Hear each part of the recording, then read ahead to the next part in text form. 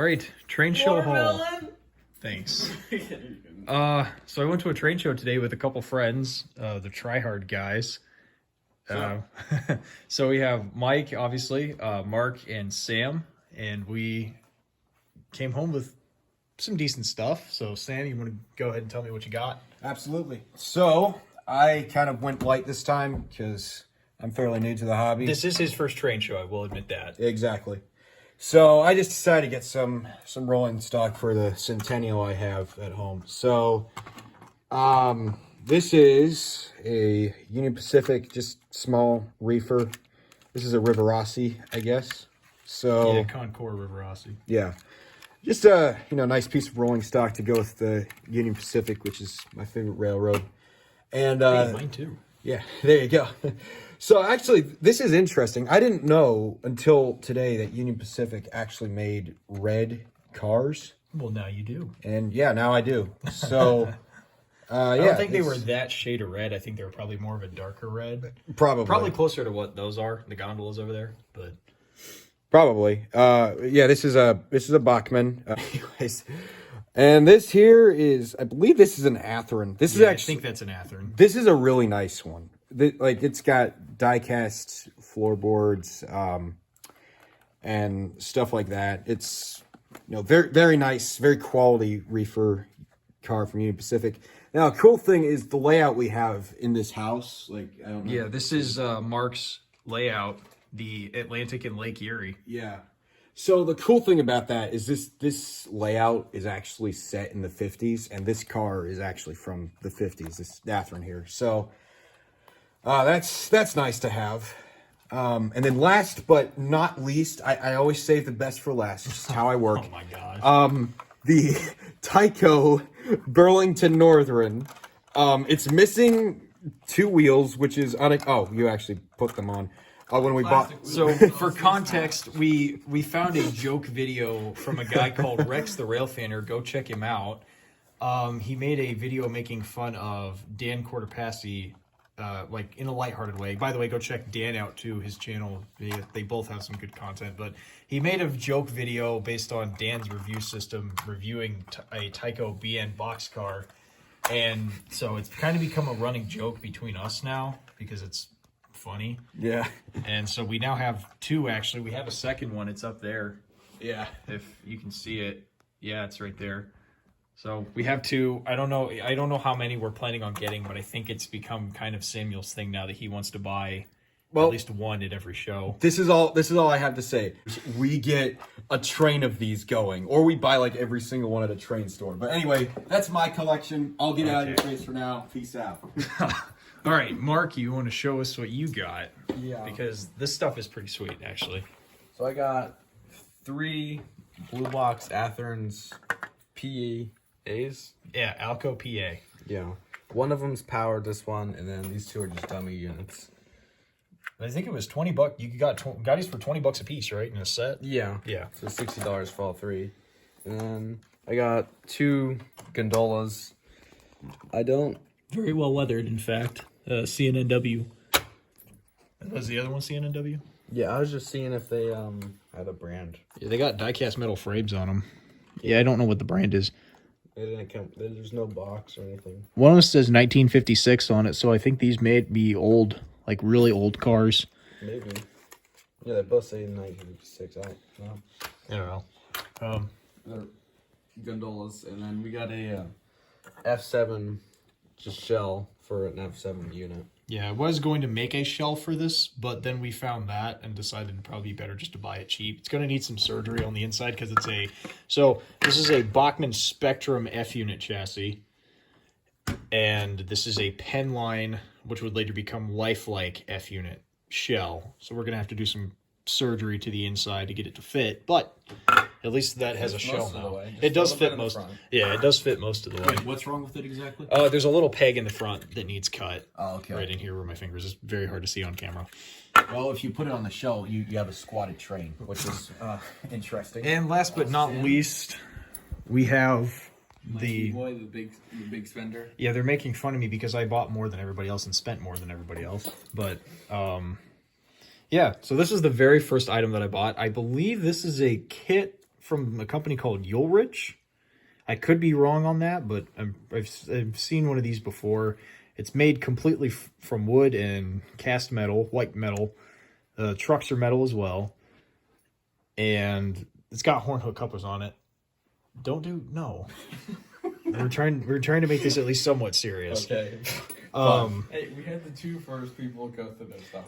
Yeah. So yeah, I'm gonna have to swap the couplers, followed with a $25 set of AHM Norfolk and Western Bicentennial GP18s.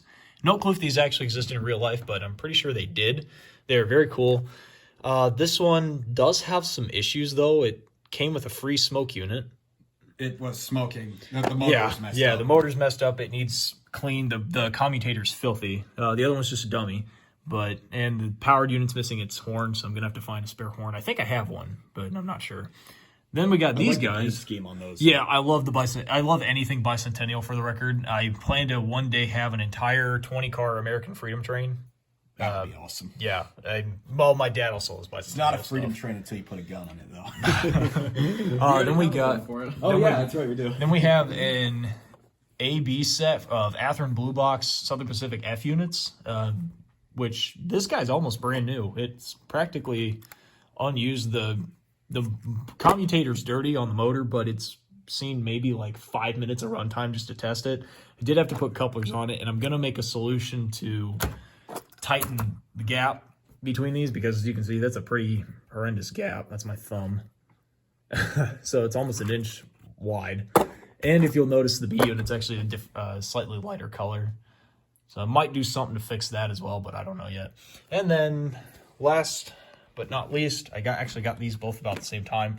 I have a Bachmann Plus Reading I-10 280 consolidation, which is actually, I believe, a brand new locomotive. It has the original smoke fluid still sealed. So it's either the guy whoever owned it just never used it, or it actually is a brand new engine. And it does smoke. Smoke unit works very well, in fact. It does have a bit of a wobble, and it is going to need a little more grease in it. But yeah, and this was, I think it was $43 for this guy. They had it as like a 15% off. So I got that, and then to go with it, because it's my only Reading engine, I got a Reading caboose for 10. So I think in total we got 60, 14, and 1. So you spent... I spent $75. 75. Samuel you paid 2 for one, I spent and then $23. 23, 3 for the one car, and then 20 for the other 3. And then I paid... Only go down to $2. Yeah, I paid 120 for all this stuff, I'm pretty sure. Because that was 35. Yes, it was 120. 18, or 25. So 50. No, 60. Then 43, so 103. 7, 20, 130, correction. Paid $130 for all this. So, yeah. Pretty nice haul. 228. I gotta choose the group chat name. Oh, dear. This is a horrible loss. All right, so that's our trip to the Dayton Train Show in a nutshell. Thanks for watching, and hopefully we'll see you next time. Forgot we were gonna run the stuff, so might have to axe that box car. Yeah, I think the Tyco. Freaking Tychos. Yeah, The car rolls. The car doesn't roll. This thing has all the rolling resistance of a brick. But yeah, there's our squatted F unit. Oh yeah. Pushing it because it doesn't have couplers. What an epic train we got. This is extremely. So here's Mark's stuff. Actually running. Probably needs some cleaning and more grease. We needed 3 PAs to pull 2 loaded gondolas. They're very heavy. How do you know that's not like... They do have metal chassis, I guess. My GP18's on the track. And yes, I've already test run most of these, but we just wanted to show you running them. If you're going the wrong way, You didn't say which way to go. We need the This caboose. is your fault. That's It is definitely your fault. Dinky wooden caboose. Being hauled by two massive GP18s. You're still going the wrong way. Realistic. You're still going the wrong way. You didn't say. This is Change direction. By the way, this is a historically accurate event. In the year 1969, they actually pulled this caboose from California. I don't even know if this. One more time, I'm gonna hit you the brick. Yes, I agree. 69. You can go a little faster. Boy. Go ahead and go a little faster. What speed are you at right now, just so we all know? 65. Nice. No. Oh my gosh. Oh, The number panels on it. That's true. I can't tell if it's smoking yet. It's just built too good to smoke. I might have oiled it and fixed the problem. The weight was loose inside too, so I super glued the weight down, and I think that might have fixed it. Yeah, this thing's surprisingly quiet for being as old as it is. How old is it exactly? Well, it's from the 70s, so I'm assuming it was probably made in 1977. interesting. Can it pull any? The F7s, yeah, they're blue box F7s. These guys I'm going to run with my daylight train while my GS4 is out of commission. I don't know if that's actually accurate, but I think it would look nice. I think. Fun fact, these were called Bloody Noses Yeah, back in the day. you're right. Nose is red. Yep, it has. Great pun. It is weird that that B unit is a different color than the engine, though. It's kind of bugging me. Weren't they also called Black Widows? That's a completely different paint scheme. Silver front end, and silver front end, black body, and then orange and red striping. Oh, okay. That's odd.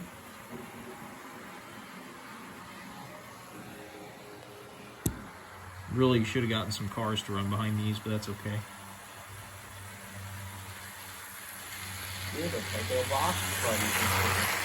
No, not. There we go. I'm sorry. about that. It's okay. I can deal.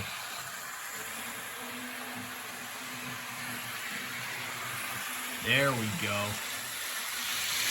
Oh, wow. What I'm surprised by is this is supposedly a Bachmann smoke unit, but it's, Bachmann smoke units are not great, but they're not. And Mark just fell out of his chair. Okay.